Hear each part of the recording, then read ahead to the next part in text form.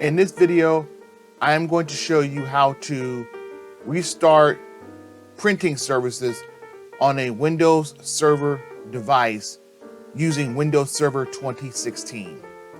First, we go down to the lower left-hand corner of your screen and click on the magnifying glass. And we type in the letters Charlie Michael David, CMD. Press enter.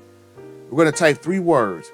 First word is net, N-E-T, Nancy Echo Tango, then a space, then stop, Sarah Tango Oscar Papa, S-T-O-P, then a space, then spooler, S-P-O-O-L-E-R, Sarah Papa, Oscar Oscar Lima Echo Roger.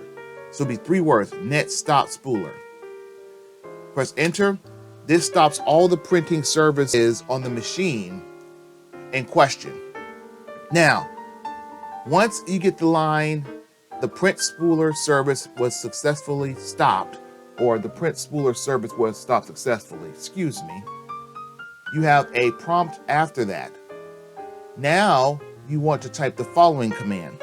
Net, N-E-T, Nancy Echo Tango, space, start, S-T-A-R-T, Sarah Tango Alpha Roger Tango, space, spooler, S-P-O-O-L-E-R, Sarah Papa Oscar Oscar Lima Echo Roger. Net start spooler, 3 words. Press enter.